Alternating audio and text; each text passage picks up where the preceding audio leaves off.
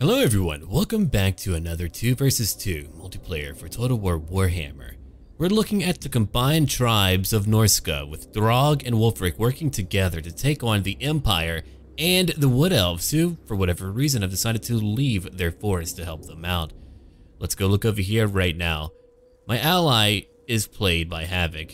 My ally is played by Havoc, what a weird way to put that. Anyway, he's playing over here as Wulfric.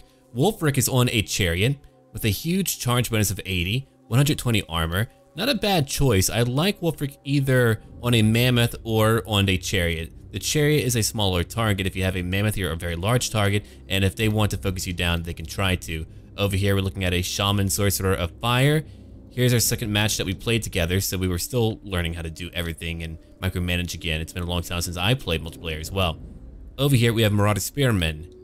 Then we have Iceborne Marauders. These guys have anti-large, not the Iceborne Marauders. They're just a tougher group of Marauders, and that's really it. If you go look at what they have, they are immune to psychology, which is fantastic. It means they don't like going to class. No, what it actually means is that any large creature will not be able to strike fear or terror into them, which means that they'll hold the line. Marauder Berserkers are anti-infantry, and whenever they have high leadership, they're able to deal even more damage. Not to mention, they also have Berserk, which means that after each stage, they just deal more melee attack, have more leadership, and more damage resistance. Over here, we have Marauder Hunters with Javelins. They are anti-large in their capabilities, and it's very good for taking out any large creature. Havoc also has Norscan Ice Wolves, which have the ability called Frostbite. They have a melee attack of only 32, but whenever they do hit, they will slow you down. Not only that, a speed of 95. I don't know if there is a faster unit.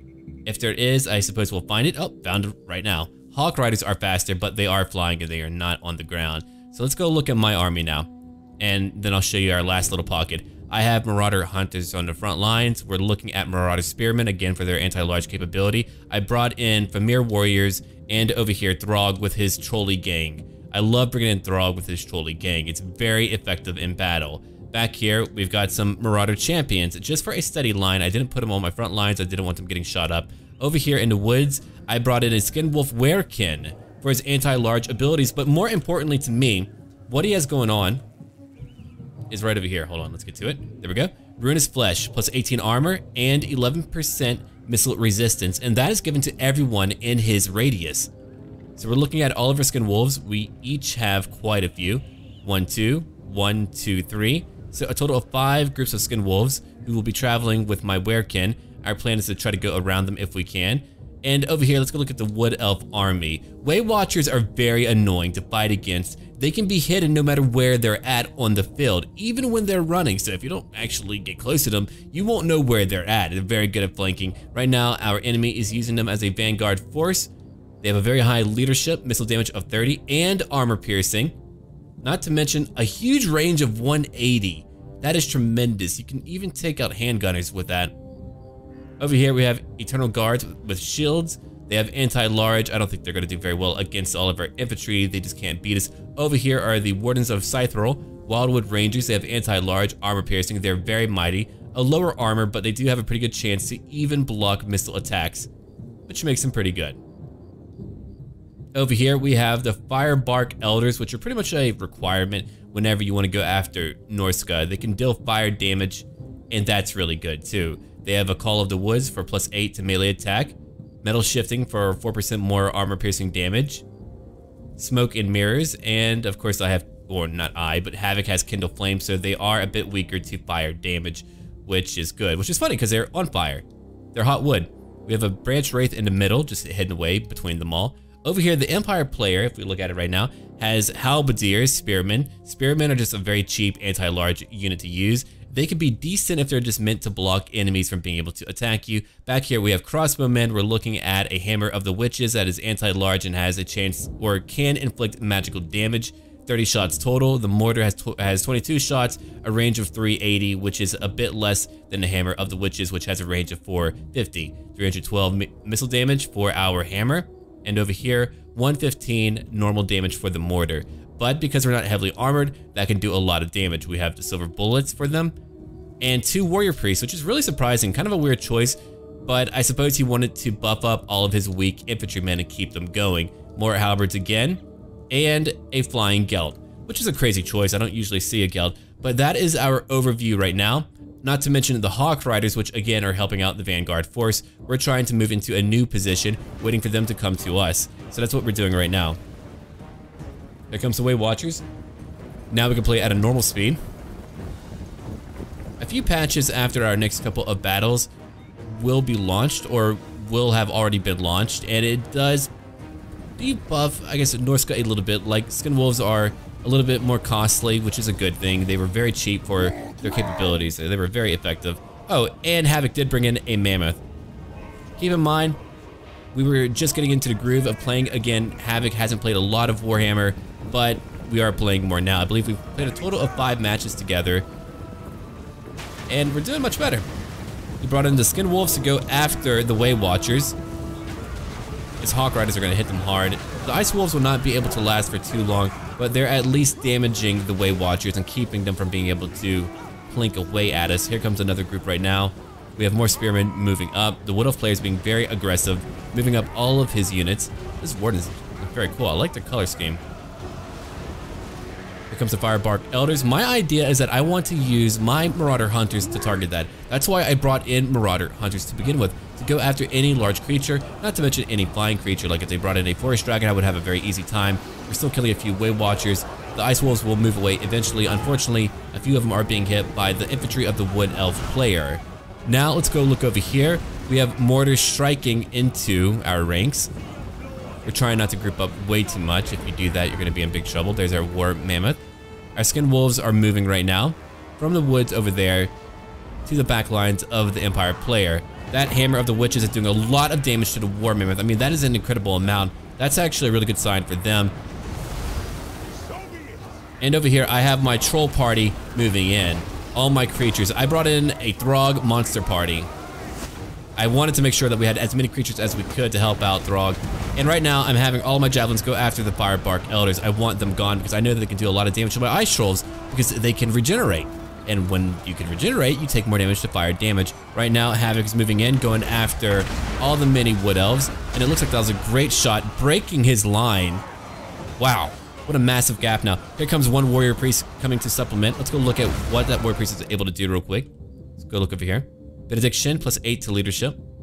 Let's go look back here. So my Skin Wolves are moving back here. I brought in 3 groups and a Skin Wolf Werekin. I wanted to bring that instead of Marauder Horsemasters because I knew that micromanaging would be a bit much for me as I get back into the game. So right now I'm moving in all of my infantry. I moved back my trolls a little bit. I'm having my spearmen move up to go fight the remnants of their infantry, and I'm trying to break down the Firebark Elders.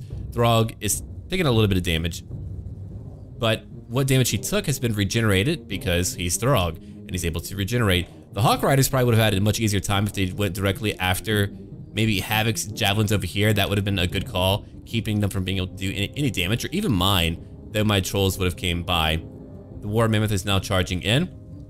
If you look over here on the right flank, Greatswords are moving in, so I don't believe his infantry is going to last much longer. If you look back here, my Skin Wolves are now moving in, going after Sterling's Revenge, which is the only worthwhile group of Free Company militia that you'll ever want to bring in. They're actually pretty darn good, and I love how they look too. They're very cool looking, but either way, they're dying now. Here comes my Werekin. I'm trying to hit every group that I can. I knew that my Werekin could do it, so that's why I wanted them to try to. So right now, if you look at it, I have 2 groups of Javelins going after these Firebark Elders who have killed no one yet, and I still have beaten down the Winterheart Guards who are still dying to all of my trolls. I have way too many trolls for them to do well.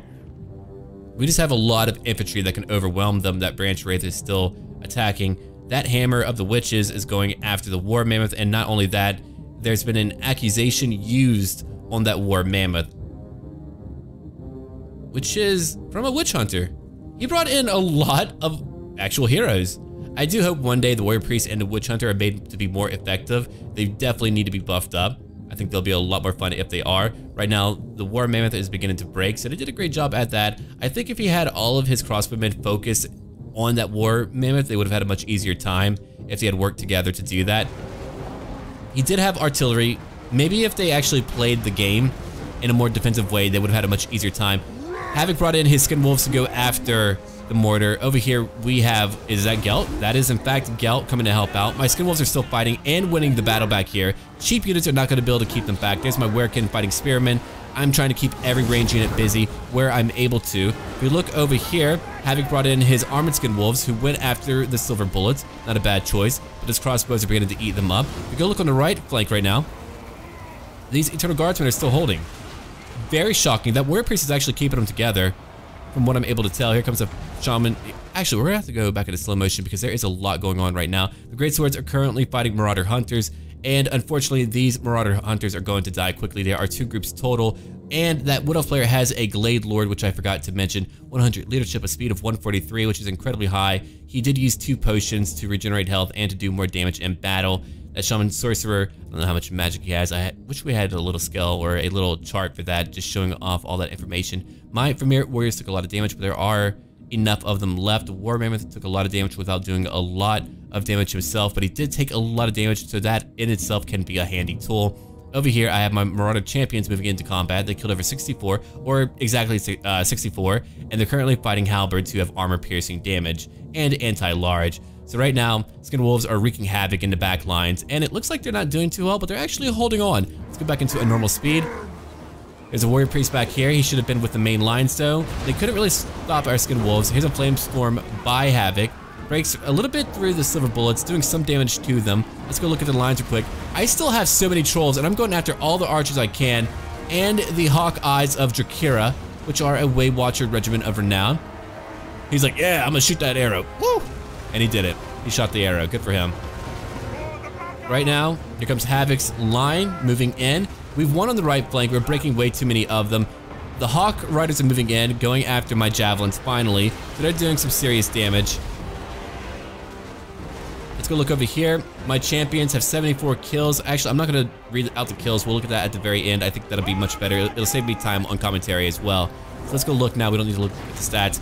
The Great Swords are now breaking. If we look on the right flank real quick, we have begun to break all of their lines. Their infantry were not able to hold on. Maybe if the Wood Elf player waited for the Empire player, they would have had a better shot too. Gelt is not a great hero or a great lord. His magic is a little bit better, but he's still not enough. So the Empire player just didn't have the punching power to do much against us. He had a decent build. I think a Light Priest is a requirement if you want to bring in a ranged heavy build. You want to use that Net of Amen Talk, which is so very effective. That Glade Lord is very effective. He should have used it a little bit more early on.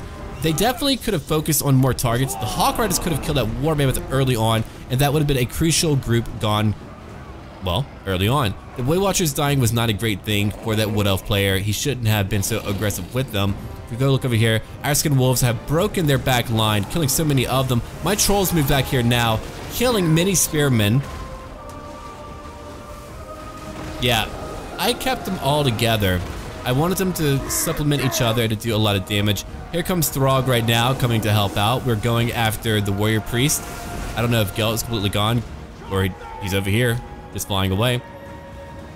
So right now, we've reached the very end of the battle. I still have more Skin Wolves, or Havoc has more Skin Wolves fighting Halberds, which isn't the best call in the world. Unfortunately, they are tough, so they can do some damage, but they have already taken a lot of damage as it is right now. We have a lot of units over here that just aren't moving out. These Eternal Guardsmen held their line. They did it well. They look cool, like in a movie or something, like they are in one. The Warrior Priest could not hold on. They're just really not meant for that long of a fight. Unfortunately, the Witch Hunter did not do a lot, and the Skin Wolves are still sweeping over their remnants. We spent a lot of money on those. If we look over here, we have a Transmutation of Lead being used, debuffing all of our units, which was used a little bit too late. They would have had a better time if they were just working together. They weren't really working together to really empower their own forces. Now let's go look at our stats real quick. Throg only 25 kills, 24 for my Werekin. My Spearmen were just kind of there to hold the line. My Marauder Champions, 156, which is staggering. My Javelins alone took out that Firebark Elder group, which was worthwhile. If you look at it right now, what got the bulk of my kills were my Ice Trolls, who, if you look at it, you can't even tell that they took damage.